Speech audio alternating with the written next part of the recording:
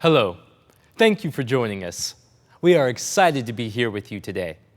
As we get started, you'll need to take out your training notes and grab something to write with. This is where you can take notes during today's session. Did you know that choking is the 5th leading cause of accidental death in the United States? Sadly, about 5,000 people choke to death every year.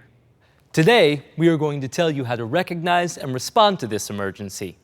You'll learn the signs of choking, when to respond, and how you can help. And we'll talk about ways to prevent or minimize the risk of choking. So, what do you do when you see someone choking? The simplest action, proven to prevent a choking death, is the Heimlich maneuver. At Heimlich Heroes, we believe anyone can save a life with this easy method. You probably know choking is when something is stuck in the throat or trachea, blocking the flow of air to the lungs, and the person can no longer breathe. The universal sign for choking is putting hands to the throat. If you see someone do this, but that person is still coughing or can speak, pay attention and let them know you will help if they need it. Hopefully, they will be able to cough it out. Stay nearby while they try to clear the foreign object. Are you choking? Call 911. I can help you. If the person is unable to clear the blockage and there is no airflow, immediate help is needed. Are you okay? Someone who is choking will not be able to cough or speak. Soon, their lips and fingers will begin to turn blue. They may even become unconscious.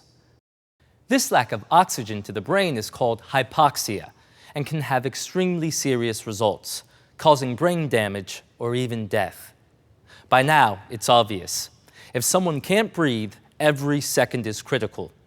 When you see someone choking, follow these steps. Ask, "Are you choking?" Shout, "Hey, get help!" Call 911. Then tell the victim, "I'm going to help you," and begin the Heimlich maneuver. Once the object is dislodged, stop and ask, "Are you okay now?" Finally, remind the person to go to their doctor. Medical follow-up is important since choking is a medical emergency. Okay, now you have the background.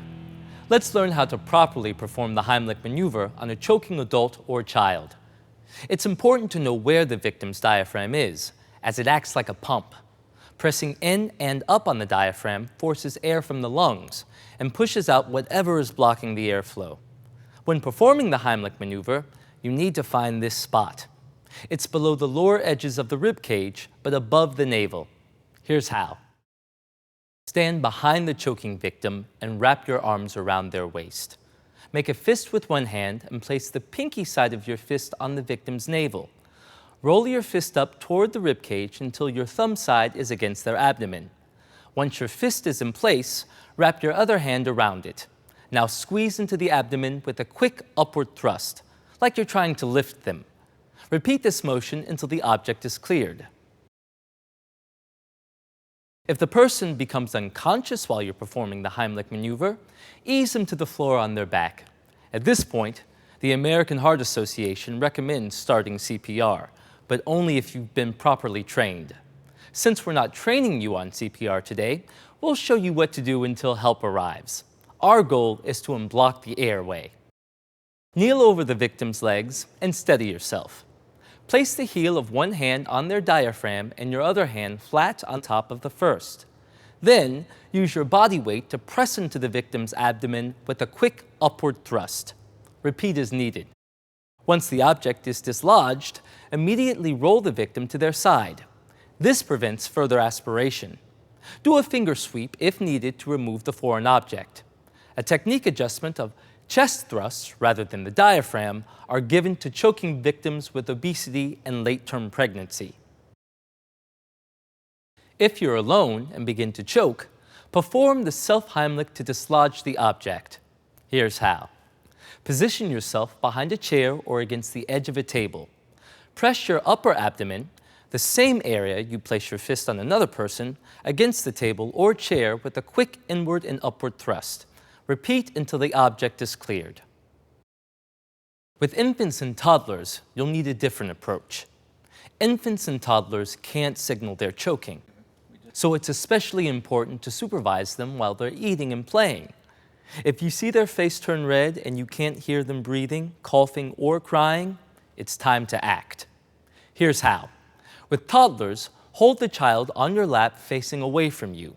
Instead of using a fist, place 2 fingers from each hand below the child's rib cage and above the navel. Press into their abdomen with gentle but quick upward thrust until the object is dislodged. If a baby is not yet a year old, lay the infant face up on a firm surface. Kneel or stand at their feet. Their head should be furthest from your body. Place your middle and index fingers from both hands below the abdomen, the same place you would on an adult. Then, press gently into the child's abdomen with a quick upward thrust. Repeat until the object is dislodged. Do a finger sweep to get rid of the foreign object. The child will cry once they can breathe again. Comfort them and follow up with the doctor. Make sure no damage was done to the throat, lungs, or ribs. Remember when you were little and your mom or dad said, "Take smaller bites. Don't talk or laugh with your mouth full. Sit up straight when you have food in your mouth." Whenever we put something in our mouths, we are at great risk of choking. And whether we are 5 or 85, it is smart to pay attention to such warnings. As adults or older teens, we may think we are past that stage. Don't be fooled. As we get older, not only does our swallowing reflex get weaker, but we also eat as a habit rather than paying attention to what we are doing. So be careful when you're taking your medicines. Don't fall asleep with a cough drop in your mouth. And don't be in such a hurry that you wolf down your food without chewing it. Also, be aware that consuming alcohol increases the risk of choking. With kids, take extra precautions. Cut hot dogs and other round foods into strips first and then into smaller bites. Keep them away from small objects such as coins, loose buttons, crayon and game pieces, and batteries.